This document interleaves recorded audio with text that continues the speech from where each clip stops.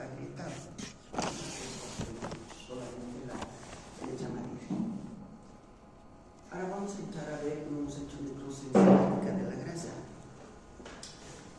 La necrosis enzimática de la grasa se observa principalmente, una de las causas más frecuentes de la necrosis enzimática de la grasa es la pancreatitis aguda necrotizante. En esta pancreatitis aguda necrotizante hay una lesión de los acinos pancreáticos y los cuales se lesionan ya sea por una colitiasis, por el abuso de alcohol o algunas infecciones virales o traumatismos también que van a permitir la necrosis de los acinos pancreáticos. Entonces, si estos acinos pancreáticos están lesionados, van a liberar enzimas líticas como por ejemplo la lipasa, ¿no es cierto? La lipasa, fosfolipasas, proteasas, todo eso, que generalmente se secreta hacia la cavidad, hacia el estómago, ¿no es cierto? Pero como hay lesión de los acinos pancreáticos, entonces eso se va a liberar fuera a la cavidad abdominal, ¿no? Y en la cavidad abdominal va a atacar al tejido adiposo adyacente, donde están los adipocitos. Esta lipasa y estas fosfolipasas y proteasas, ¿qué van a hacer? Van a atacar a los adipocitos maduros y atacan a la membrana basal de los adipocitos maduros. Y ustedes saben muy bien que cuando hay ataque a la membrana basal, eso ya es lesión celular irreversible, y lo que estamos haciendo es necrosis, que es una lesión celular irreversible que tiene que terminar muriendo esas células. Entonces, de esa manera, estos adipocitos maduros se van a lesionar en forma irreversible y van a permitir la salida de los ácidos grasos neutros y se van a saponificar esos ácidos grasos neutros, quiere decir que se calcifican, precipitan las sales de calcio, y de esa manera nosotros vamos a tener un ejemplo de calcificación distrófica, por ejemplo. Estas calcificaciones de los ácidos grasos que ocurren en la cavidad abdominal se mantienen por tiempo indefinido, porque los macrófagos no tienen enzimas para poder destruir estas sustancias calcificadas, ¿sí? Por eso es que macroscópicamente, cuando el cirujano abre la cavidad abdominal, se van a encontrar con unas granulaciones finas, blanquecinas, durísimas, en toda la cavidad abdominal, en el tejido adiposo de la cavidad abdominal. Y el cirujano va a decir: este paciente ha debido sufrir una pancreatitis en alguna etapa. Ese es el vidrio deslustrado y este es el vidrio transparente. Entonces, los adipocitos que han sido atacados por estas lipasas se van a ver así, de un aspecto de vidrio deslustrado, un erytromismo y opaco, de rebordes irregulares, ¿sí? Y también vamos a tener áreas de calcificación que con tinciones de osinematoxilina se ven unas áreas eosinófilas, basófilas, perdón, unas áreas basófilas, mostrando algunas figuras geométricas también, ¿sí? Periféricamente, lo que nosotros vamos a observar periféricamente al tejido necrótico, vamos a ver una reacción inflamatoria, ¿no es cierto?, con una reacción inflamatoria que es aguda y focos con vasodilatación, hemorragias y presencia de neutrófilos en todo, fuera de los vasos sanguíneos. Es la reacción inflamatoria. Ahí está la macroscopía de la necrosis enzimática de la grasa. Ven esas formaciones blanquecinas pequeñitas que se ven. Voy a poner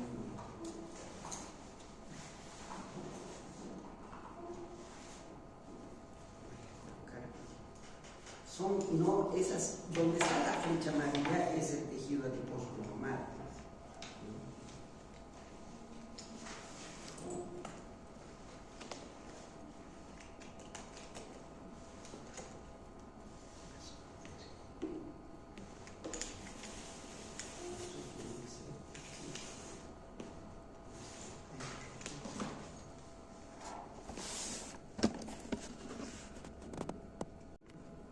Esas son la calcificación de las grasas, ¿no es cierto? Y estas calcificaciones de grasas que están distribuidas en todo el epiplomo, ¿ah? Que se mantienen por mucho tiempo. Y si uno ve esta imagen, dice, este paciente ha debido sufrir una pancreatitis en alguna etapa de su vida porque se queda así, ¿sí? Entonces es la imagen macroscópica de una pancreatitis aguda por mucho tiempo con sales de calcificación del tejido adiposo afectado. Y esta es la imagen histopatológica de la necrosis enzimática de la grasa. Tenemos aquí en la parte superior, se observan siluetas de adipocitos, de rebordes poco definidos. Miren, estos son los adipocitos. Cuando estamos hablando de adipocitos maduros, son uniloculares, ¿no es cierto? Los adipocitos maduros uniloculares, que tienen una sola vacuola que ocupa todo el citoplasma del adipocito con el núcleo que está retrasado hacia la periferia. Entonces ahí tenemos estos adipocitos, acá tienen rebordes definidos, y además de aspecto de sustrato, especialmente aquí ven, esta es la famosa imagen de aspecto de vidrio de sustrato, adipocito medio sucio, medio opaco, acá se ve mejor, ahí se están uniendo, tienen rebordes poco precisos de aspecto de vidrio de sustrato, pero estamos hablando de adipocitos maduros, no necróticos. Y luego tenemos acá, más que todo, la flecha que está mostrando ese aspecto opaco de los adipocitos maduros aquí también. Y luego tenemos todos estos grupos de adipocitos están rodeados de con reacción inflamatoria. Si ustedes ven aquí hay una vasodilatación, por eso es que tenemos un área hemorrágica aquí. Y todos estos son presencia de neutrófilos, porque es una reacción inflamatoria aguda siempre. No hablamos de reacción inflamatoria crónica, es reacción inflamatoria aguda, donde vamos a ver los neutrófilos. A mayor aumento, miren, estos son los focos de calcificación. Focos de calcificación, y este es el aspecto de sustrato de los adipocitos. Miren esto de acá,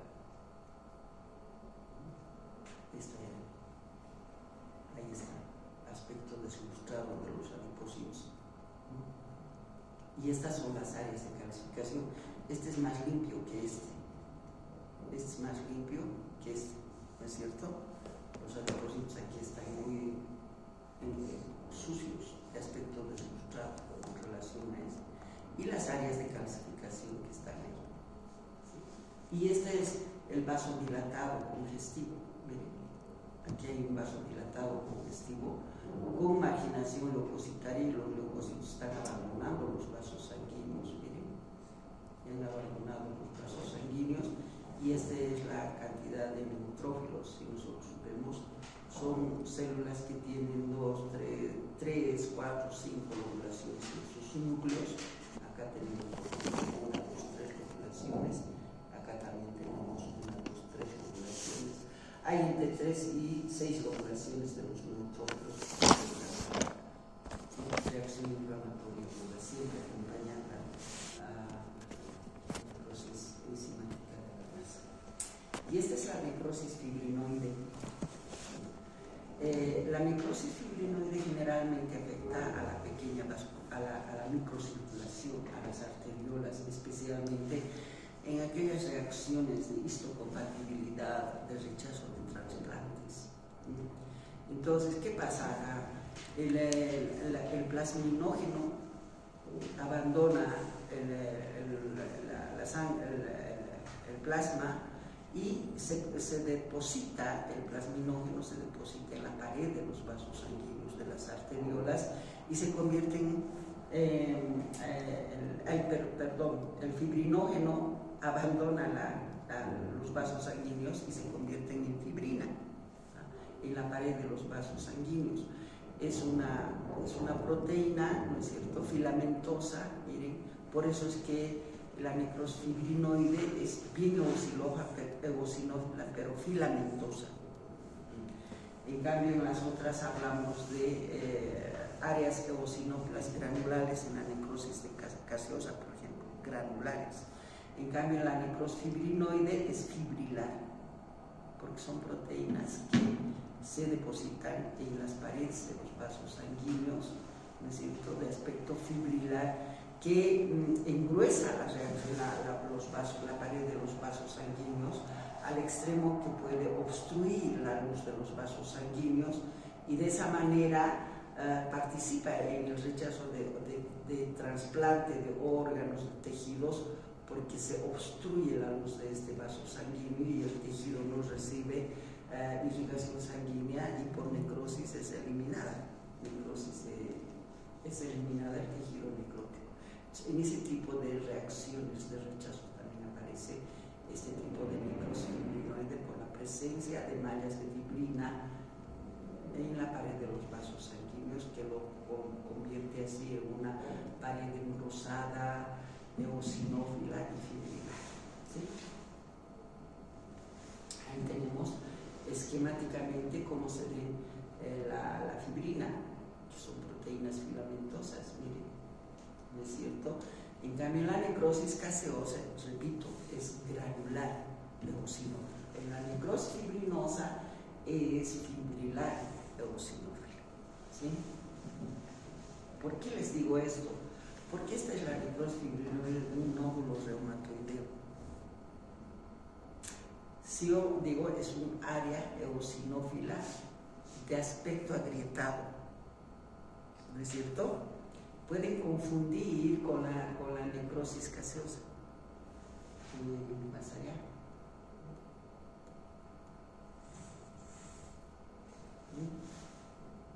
Esta es la necrosis gaseosa, pero este es finamente granular, agrietada, eosinófila. Miren, es granular.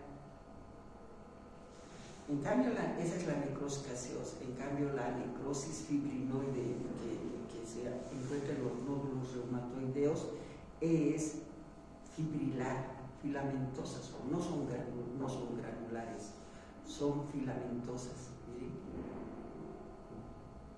Igual eosinófila también, ¿no es cierto?, de áreas agrietadas también.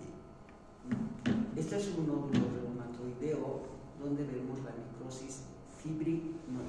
¿Sí? Nada más con esto.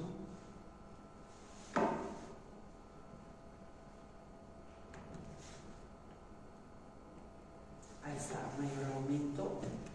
Podemos ver, es un área eosinófilo agrietado, pero de aspecto fibrilar. Ahí tenemos el aspecto fibrilar. ¿Sí? No es granular. Se puede ver la diferencia para decir que es un nódulo reumatoideo, la parte central del nódulo reumatoideo, que es una necrosis fibrinoide.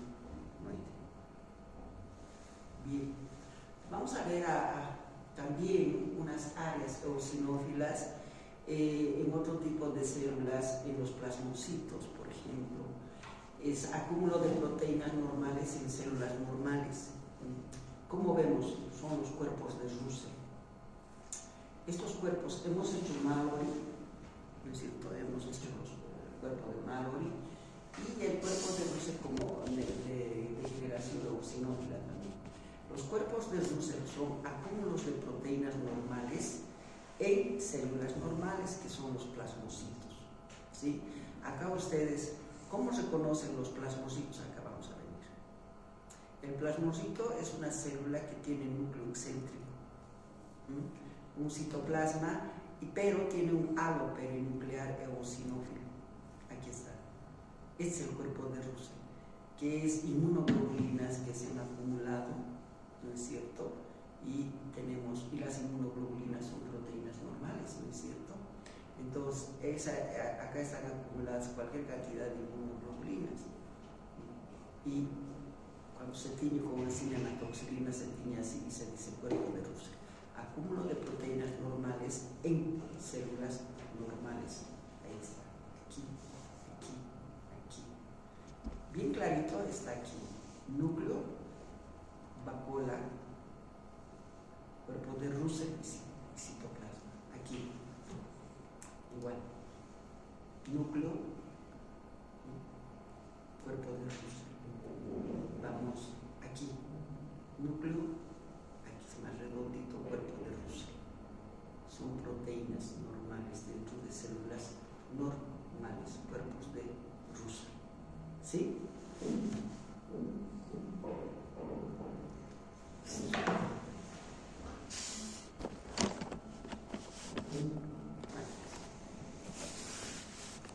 Vamos a ir a las apoptosis.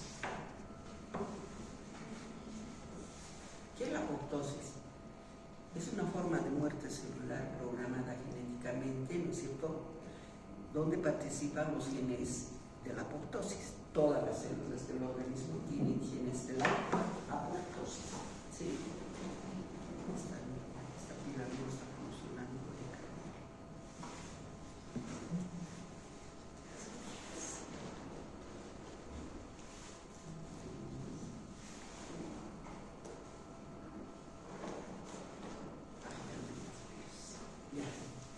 Entonces, la diferencia es que la apoptosis solamente afecta a una célula.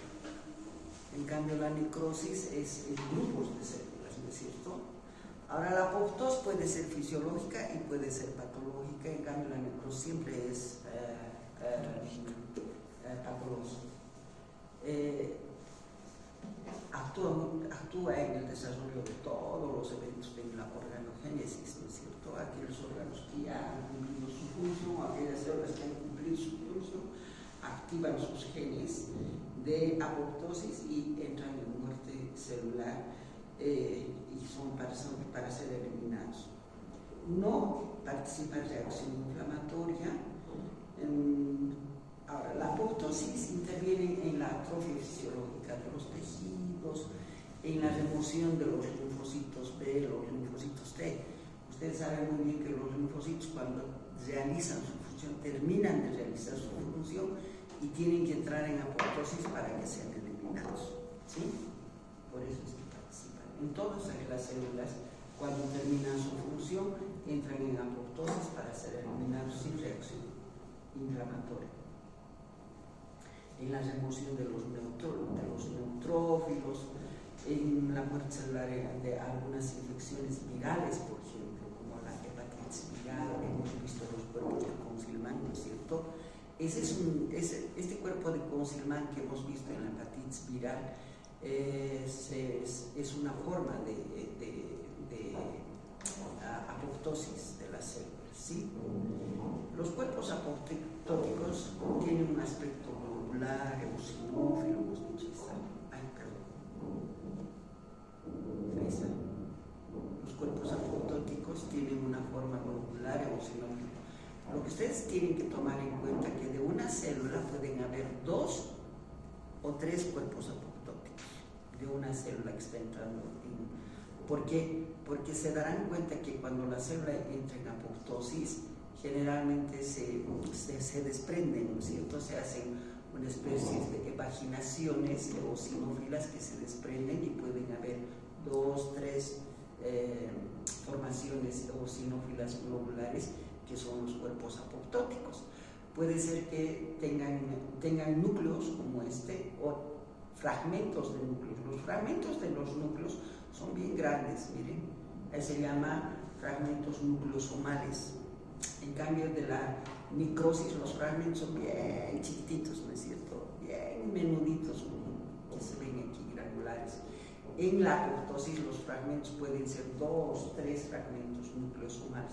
Por eso es que en un cuerpo, en algunos cuerpos apoptóticos, no vamos a ver fragmento nuclear y en algunos sí vamos a ver fragmento nuclear. Igual es cuerpo apoptótico con fragmento nuclear, cuerpos apoptóticos sin fragmentos nucleares que son completamente eosinófilos.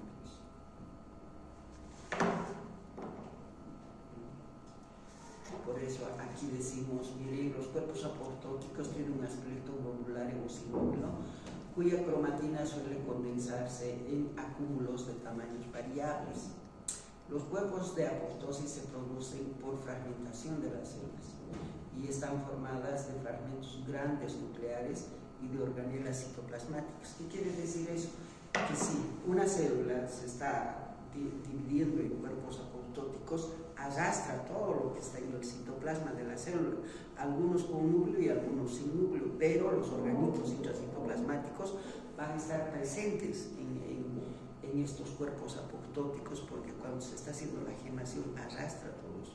Lo que hay que tomar en cuenta es que estos organismos intracitoplasmáticos están retraídos, ¿no es cierto? Están retraídos, contraídos, pero con membranas intactas, porque en los cuerpos apoptóticos la célula que entra en apoptosis, sus membranas son intactas estructuralmente. Entonces la membrana celular y la membrana de los organismos intracitoplasmáticos, eso no se olvide, ¿sí? Eso con relación a esto. Entonces, organelas citoplasmáticas contraídas y rodeadas por una membrana celular.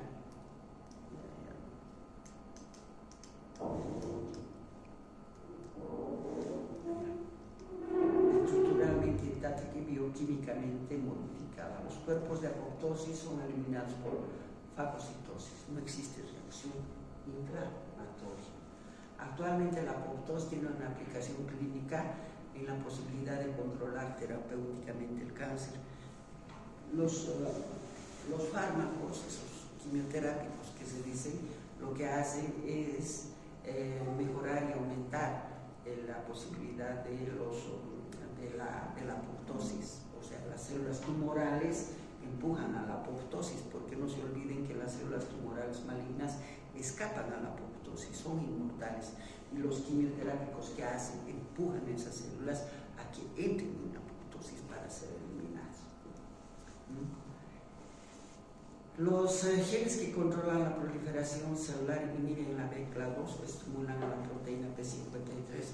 La muerte programada de las células también interviene en la carcinogénesis. Una sobreexpresión de la BCLA2, que es al prolongar la vida de las células, la BCLA2 mantiene a las células vivas. Y si esta está genéticamente alterada, provoca también mutaciones que afectan a la protoncógenes, favoreciendo la aparición de una neoplasia. Ahí está, esto es lo que decíamos, que los cuerpos apoptóticos se observan imágenes que son globulares o sinófilas con o sin fragmento nuclear.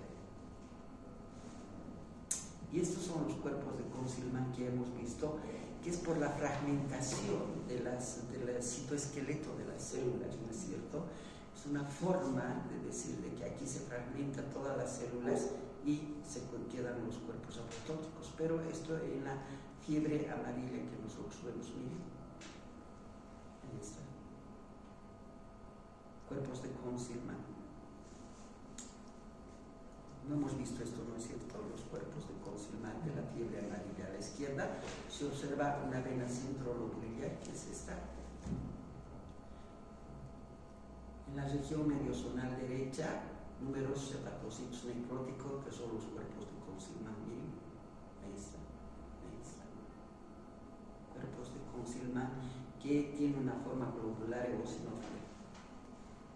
Pero en la parte mediosonal no se ve esto. En la fiebre amarilla, no es en cualquier parte del lóbulo. En la parte mediosonal podemos encontrar estas formaciones globulares eosinófilos, que son los cuerpos apoptóticos, en la fiebre amarilla.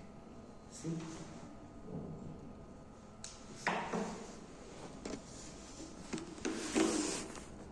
Operaciones que podemos ver en los tejidos de infiltración de grasa en el estómago, que se llama penetración grasa. Estas son alteraciones del tejido de sostén, ¿sí? Una de esas alteraciones es la gran cantidad de grasa que se presenta en el tejido de sostén en el estrómago. Se llama infiltración grasa o penetración grasa. Es el acúmulo de lípidos en las células del tejido conjuntival. Principalmente esto se ve en el miocardio y en el páncreas, la infiltración grasa. se encuentran células adiposas maduras entre los lobulillos pancreáticos o entre las células miocárdicas cuya función no se halla en principio afectada. O sea, no afecta la función de ningún órgano, ¿sí? Pero más se presenta en el miocardio, ¿no es cierto? O en el páncreas. La infiltración grasa. Vamos a ver. De eso se trata. Este es el páncreas, por ejemplo. Es solo órgano del páncreas, tenemos los acinos pancreáticos. Y miren cómo penetra el tejido adiposo con adipocitos maduros normales que están separando los acinos pancreáticos. Grupos de células adiposas maduras que penetran en los lobulillos pancreáticos. Eso se llama infiltración grasa, que afecta siempre al tejido conjuntival o al tejido de sostén, pero en dos órganos más importantes, en el páncreas y en el corazón. No afecta la funcionalidad de los órganos, ¿sí? Y este es páncreas.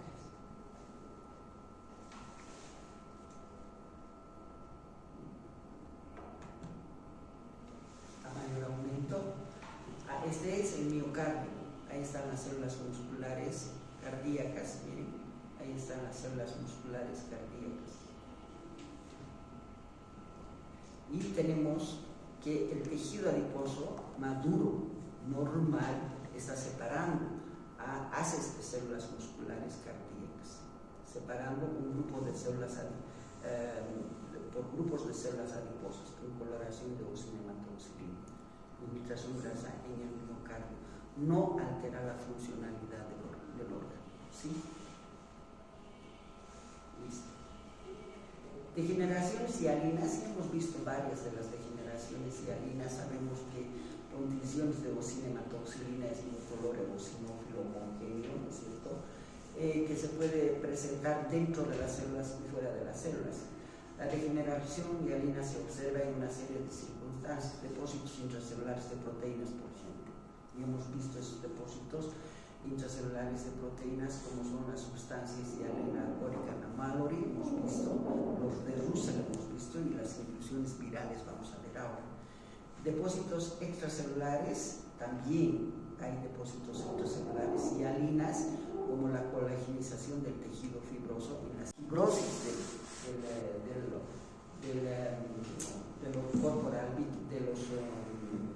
del folículo de Graafian, ¿no es cierto? Cuando ha madurado el óvulo para liberar al óvulo maduro. El engrosamiento con hialinización de las paredes en las arteriolas, por ejemplo, hemos visto ya en una de ellas por la precipitación de las paredes de las arteriolas de la proteína, ¿no es cierto?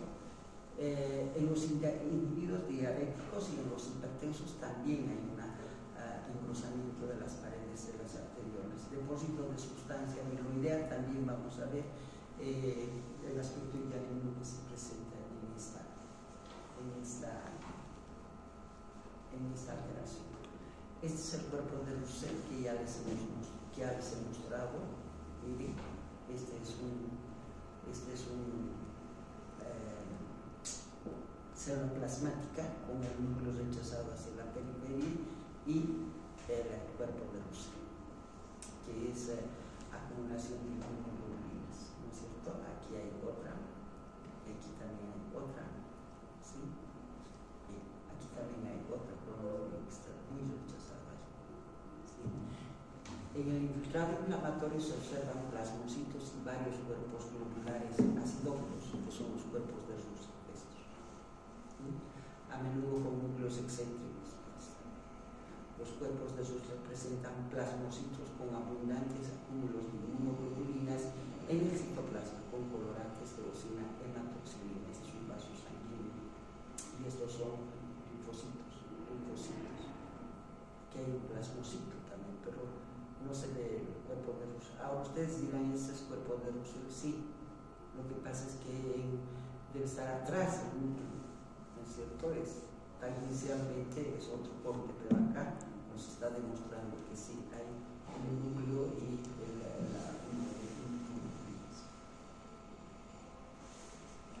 Y esta es la mucosa gástrica con infección por citomegalovirus. Este es el citomegalovirus. Vista de una glándula que muestra una célula aumentada de tamaño. Miren, está aumentada de tamaño. Comparen con esta. Este es el núcleo, esta es la célula epitelial de una glándula y aquí está aumentada de tamaño, ¿no es cierto? Y en el núcleo tenemos la inclusión. Posee una inclusión hialina, que es el virus. Esta inclusión hialina es el virus rodeada por un halo. Esta imagen en ojo de ave con tinciones de leucina hematoxilina nos dice que es citomegalovirus. Escuchen bien, esta imagen en ojo de ave, porque el virus es este y le rodea un halo intranuclear. Eso es sinónimo de citomegalovirus. Esta es una glándula, ¿no es cierto?, de la mucosa gástrica, porque ahí tenemos células que es productoras de moco, ¿no es cierto? Y ahí tenemos aumentada de tamaño la célula.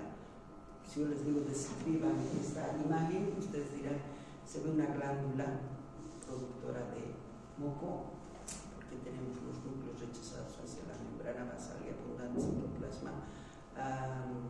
citoplasma vacuolado supranuclear, productora de moco por eso, y tenemos una célula muy aumentada de volumen con una inclusión eosinófila rodeada de un halo claro. Imagen en ojo de ave. Aquí está, en ojo de ave. Igual citomegalovirus, ¿sí? Y estas son las degeneraciones y algunas extracelulares en el tejido conjuntival. En las personas hipertensas se ven los vasos sanguíneos así, muy engrosados, la pared de los vasos sanguíneos engrosados por el depósito de colágeno. Ahí está, engrosados. Y tenemos que la luz está estrecha. Pared de las arteriolas de ovario que se hallan engrosadas por depósitos de proteínas plasmáticas, el fibrinógeno que hace rato hemos visto, ¿no es cierto? Y el engrosamiento de la membrana basal que le da un aspecto homogéneo y hialino a la pared vascular. Entonces, esto es típico de una hipertensión arterial donde los vasos sanguíneos se engruesan, ¿sí? Degeneraciones hialinas extracelulares. Y esa es degeneración hialina extracelular en una nefropatía diabética. ¿Qué tenemos? ¿Esto qué es? Si es un riñón, puede ser glomérulo. Este es el glomérulo renal con puras capilares, ¿no es cierto? Esta es la cápsula de Bowman, este es el espacio de Bowman. Se observa un glomérulo con nódulos escleróticos. Ahí está, miren, esclerosados. A la derecha y abajo se observa una arteriola que muestra un engrosamiento hialino de su pared a arteriosclerosis. Vamos a ver, aquí está. Es un vaso sanguíneo que muestra un engrosamiento de la pared. Entonces, la arteriosclerosis con tinciones de leucina hematoxilina. Y estos son los nódulos escleróticos del glomérulo. Y aquí tenemos una aterosclerosis de una arteria con vaso sanguíneo muy engrosada y ya visibilizada de la pared. Degeneración hialina extracelular en la nefropatía diabética. Vamos a la degeneración mucoide. ¿Qué es la degeneración mucoide? Igual, tiene que afectar al tejido de sostén, al tejido fibroconectivo vascularizado que tienen todos los tejidos, todos los órganos. Consiste en la acumulación de moco, mucina, en las células o en el tejido. En las células o en el tejido. En condiciones normales, la mucina es producida por células epiteliadas especializadas, especialmente si son células epiteliales de glándulas secretoras de moco. como son los mucosecretantes, así como por algunas células conjuntivales fetales, como la matriz del cordón umbilical. Ustedes saben que la matriz del cordón umbilical es un coso, ¿no?, transparente, medio blanquecino. ¿Han visto alguna vez el cordón umbilical? Les pregunto. No, pero sí lo leí en discusiones de... Y están también, ¿no es cierto? Ahora, se habla de degeneración mucoide cuando la producción de mucina es excesiva y provoca alteración celular. Algunas neoplasias formadas por células productoras de moco, por ejemplo los adenocarcinomas, muchos adenocarcinomas van a dar degeneración mucoide en el tejido conjuntival. Macroscópicamente tienen un aspecto gelatinoso mucoide y algunas de ellas microscópicamente muestran una proliferación de las células en anillo de celo. Esto es típico de las células que producen moco, cuando son células en anillo de celo. Por ejemplo, hemos visto en las células, en el epitelio de revestimiento de la mucosa endocervical, ¿no es cierto?, productoras de moco cuando sus núcleos son rechazados hacia la membrana basal. Degeneración mucoide en un foco fibrilar de material mucoide. Todo esto es moco, con tinciones de eosina proxilina. Todo es moco. Ahora, ¿dónde están pues las células en anillo de celo? Vamos a ver, aquí está. Una célula en anillo de celo, aquí está otra. Este es el citoplasma y este es el núcleo rechazado hacia la periferia, como células en anillo de celo. Esta, con su núcleo, y abundante citoplasma pálido claro, con tinciones de eosina hematocivil. Esas son las células en anillo de celo, productoras de moco, y el tejido conjuntival evidentemente está lleno de tejido mixomatoso, se dice cuando tiene mucho tejido mixomatoso, ¿sí? Presenta abundante citoplasma claro con núcleos desplazados a la periferia, ¿no es cierto? Y este es tejido mixomatoso, mucho moco, casi nada de tejido de fibras colágenas.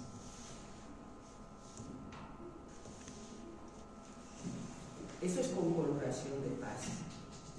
Aquí sí vamos a ver las células productoras de moco con los núcleos rechazados hacia la periferia.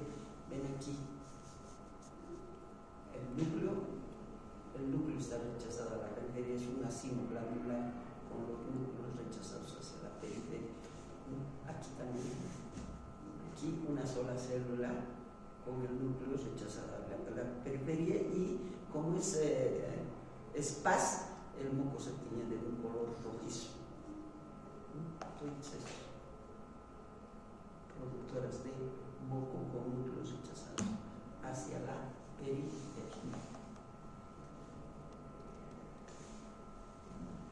En el síndrome de Marfan se observa con frecuencia cúmulo de material mucoide como polisacáridos en la túnica media de la arteria aorta.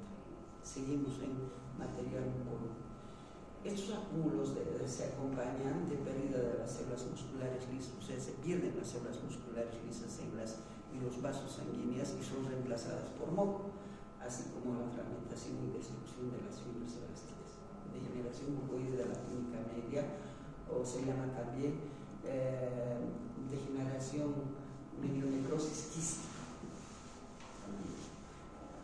síndrome de Marfan.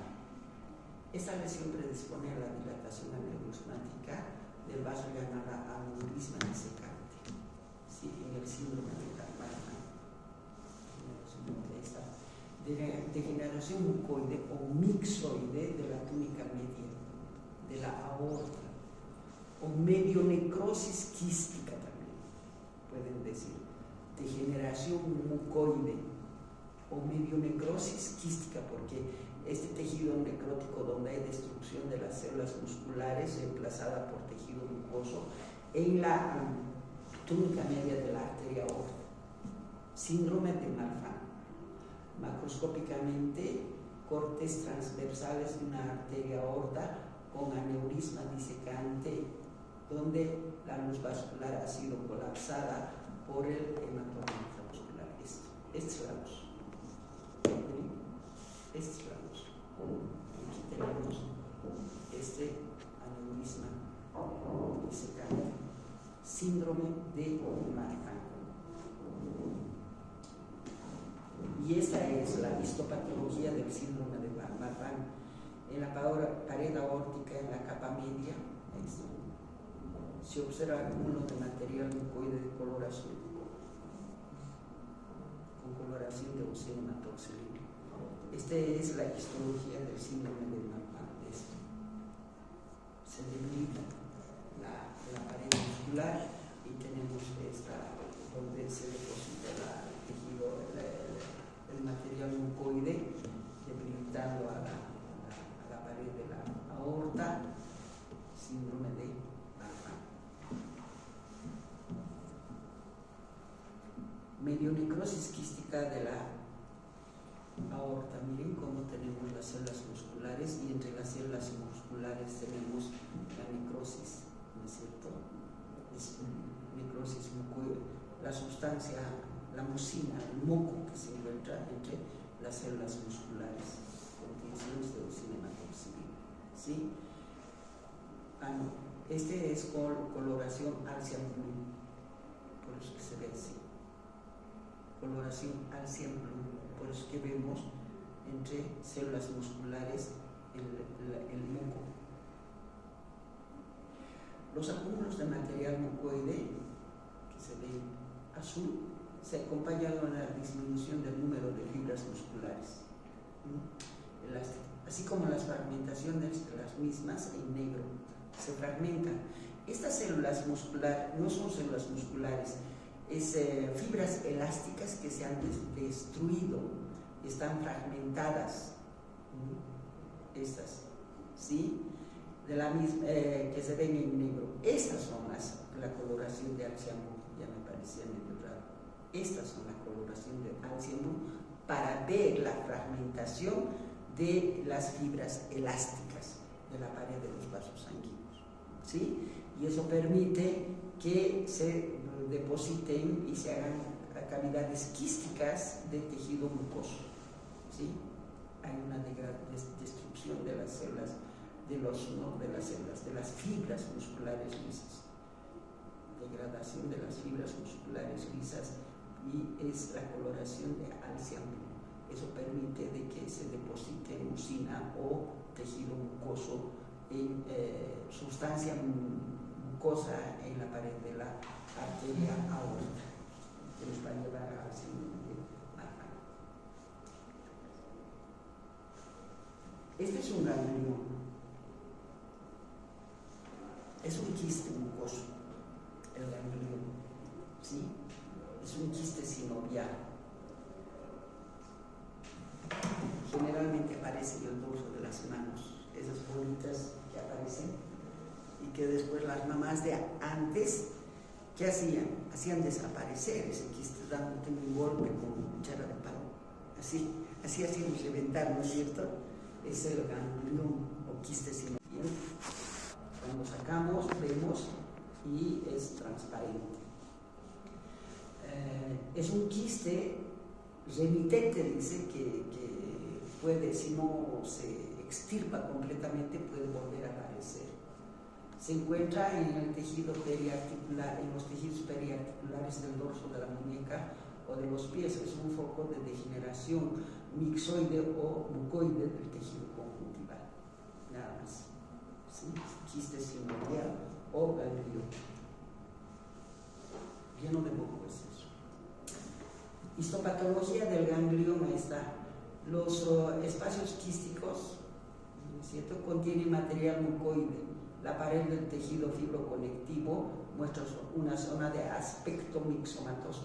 Este es el tejido mixomatoso, puro moco, escasas fibras colágenas tenemos. Este es el tejido mixomatoso, 90% o 95% del moco y 5% de fibras colágenas. A eso se refiere ese tejido mixomatoso, que con el tiempo da lugar a la cavitación. ¿Sí? Así se forman los quistes sinoviales o gangliones. Listo.